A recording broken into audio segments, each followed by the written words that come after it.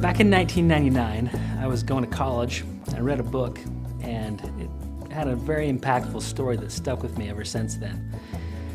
In fact, I was going to school to be a dentist. And when I read this book, I actually changed everything that I was doing and realized that I was actually going to school to haul buckets. Now, what I mean by that is this story. Basically, there's this guy. He lives in a village. The village is a couple miles away from the closest water source. And his job basically was to put a yoke on his back, hitched to 2 different buckets, and he'd make this hike every day. He'd fill his buckets up with water, walk back, and every day, all of his inventory was sold out. Everybody wanted what he had. Everybody needed what he had. He had an incredible job security. And if he wanted to make more money, he'd just simply make more trips. He would go back and forth as many times as he could, and every time he went back and forth, he'd make more money. And anyway, that's how he provided for his family. That's how the village got water. Well, another guy sees this and says, man, I want to take advantage of that because that guy's got perfect job security. Everybody needs his product. And so he fashions himself a yoke, gets a couple buckets, and starts making trips the same as this other guy. Just like the other guy, everybody needed his product. He's making a good living.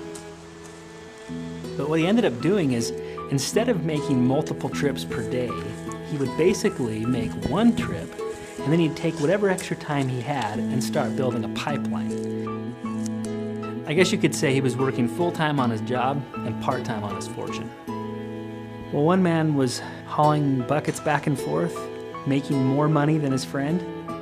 He worked day and night, night and day. First hauling buckets to make sure his family was taken care of, and then working nights and overtime trying to figure out how to build this pipeline, overcoming the concerns that he had to deal with, the rocks in the ground.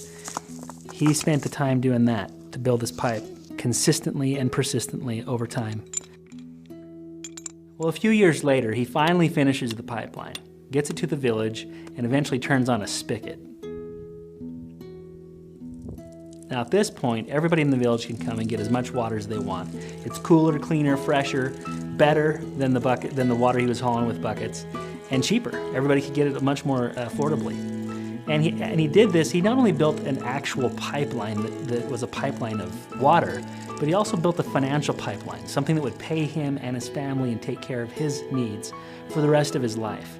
And that's basically what I realized when I was reading this book, going to college. I realized I was going to school to haul buckets. I wasn't building a pipeline, something that would take care of me and allow me to pursue my greater causes and higher purposes in life. I was basically working for money.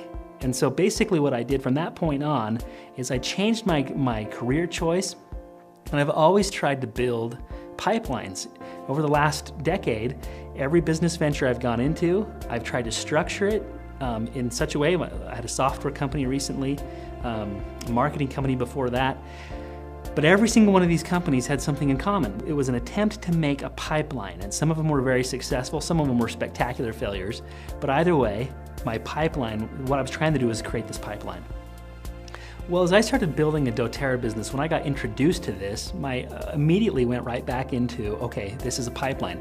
It's obvious how this is a pipeline. We create a residual income, something that when we're done, we turn on a spigot and we can provide for our family for a long, long time.